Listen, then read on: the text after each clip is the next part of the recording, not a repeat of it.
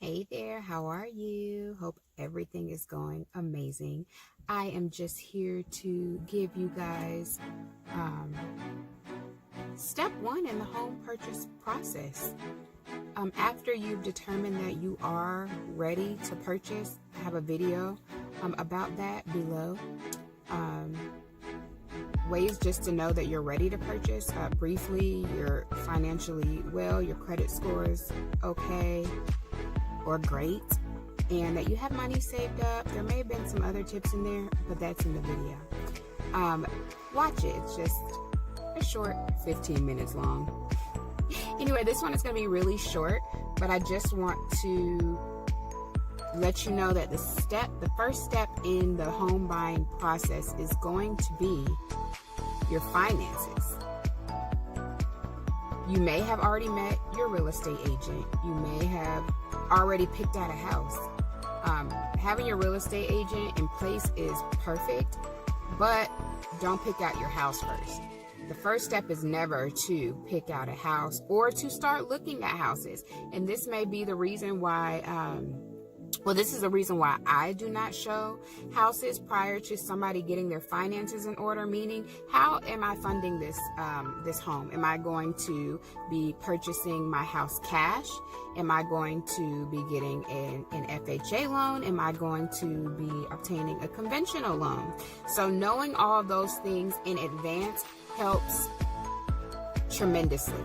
It helps save you and it helps save your real estate agent time and energy, because you may be on Zillow and you're like, oh, this house is telling me that I can afford let's say $1,500 a month.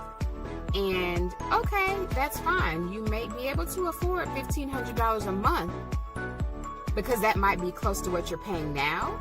However, once your finances are looked at and your debt to income ratio is put into place and the lender determines all of your numbers, every person's number is different. So you can see Zillow, and that's just an overview.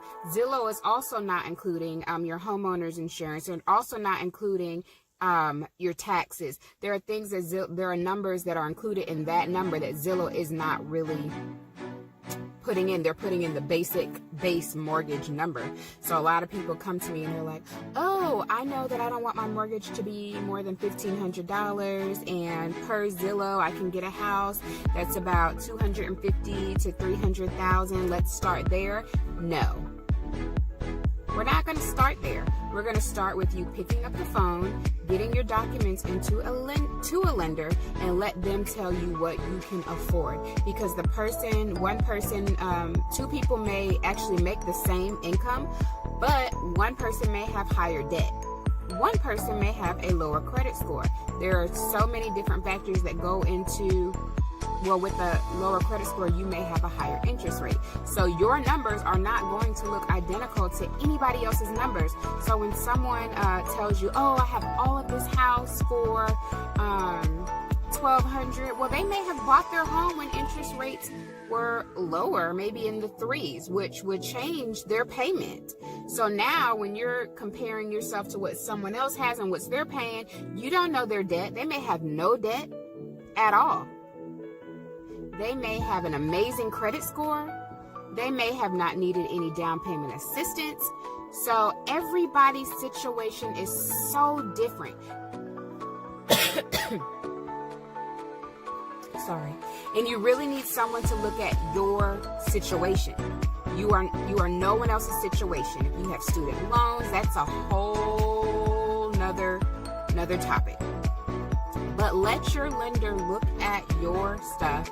They're going to have to run your social to give you the specific numbers for you. They're going to have to look at your actual W-2s or your tax returns. They're going to have to actually look at your bank statements. They're going to have to actually verify, that you have current payments. You're really working at a place. Now, there was a time period where all these things weren't verified. But now they are. So like coming up, you can't do fraudulent stuff, fake stuff. That's mortgage fraud. You can go to jail. So let's just look at our numbers And if your numbers are not desirable by your lender, you know, like you may say, personal example, the second time we were buying a home, we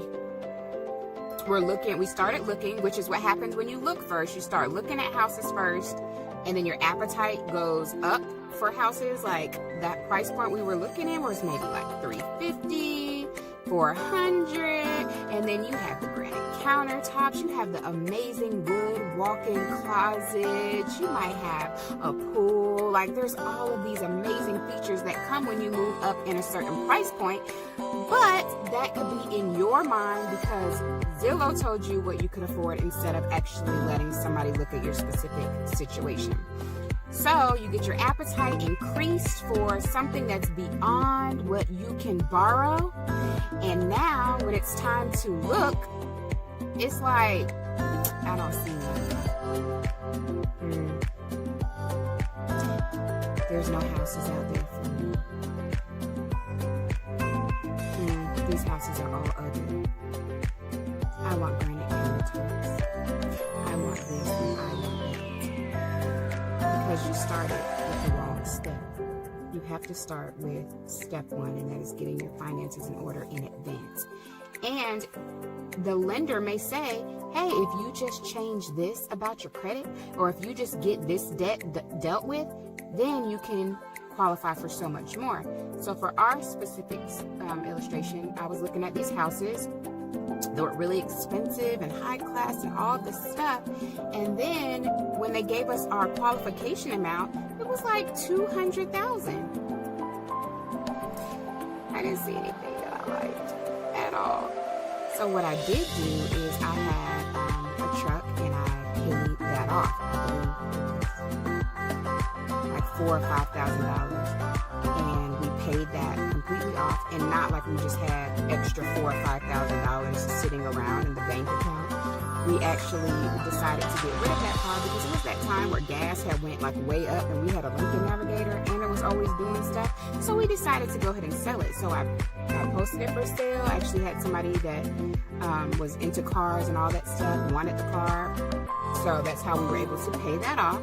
When we paid that car off, didn't have that car or a second, car note temporarily. That increased. That car note was $333 per month. It increased our affordability from $200,000 all the way up until $500,000. But it's important to let the lender look at your situation and tell you what you need to do specifically for you. There's no one else's situation that is identical to you. No one has your exact credit score, job, income, past history, any of that stuff. And one other thing before I let you go, after we know, the first step is what? Yes, get our financing in order. And even if you feel like, okay, I'm not exactly ready, you want them to look at your situation just so you know, okay, I have plenty of lenders that'll say, okay, you may not be ready today, but this is all you need to do.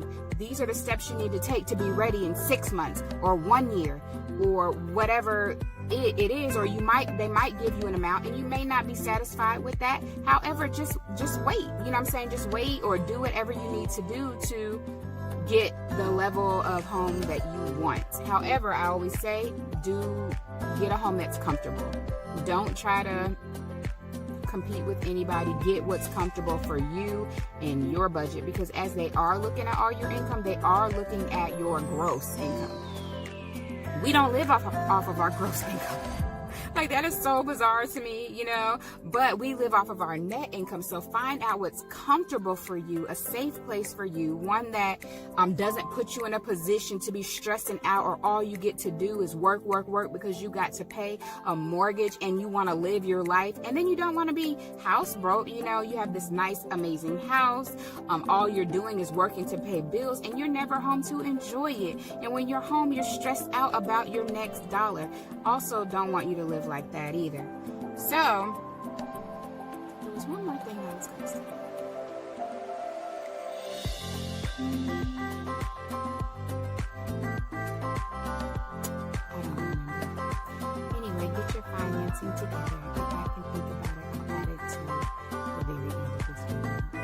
Thank you so much for watching. If you learned anything or anything changed your life, your mind, go ahead, like, subscribe, and share. Leave a comment of any topics or questions you have regarding the field of the wonderful world of real estate. Purchasing a home, selling a home, anything I can help you. And I'd be glad to help you if you are in the Atlanta area or any of the surrounding areas. I have partners. I have referral partners. So anywho, talk to you later. All right, so I'm back, and I remember that main reason why is that I've actually had clients. My kids are in the back. Say hi, kids. Hello. Hello. Hello, mate. Hello. Anyway, so let's just say you've been looking at houses that are $250,000, $300,000, and your lender says, hey, or say we even went to look at one and you just set your heart on, this specific house that is $300,000. And you're like, all right, now I'm going to go get approved. I'm going to call the lender because I'm serious. I found a house that I love. And you're not ready. Then you'll have the lender come back and say, but you're only approved for $200,000. Like, that is so heartbreaking when you find the house, or when someone has showed you houses that are outside of what the lender is willing to extend to you. So always remember, like, first things first, like, get your financing. And something I tell all of my clients in the process is never set your heart on a home until you actually have the keys. So that is the end of the video for real this time. Thanks for watching. Bye. Bye-bye. Goodbye. Hey there, thank you so much for watching. If this video was educational for you or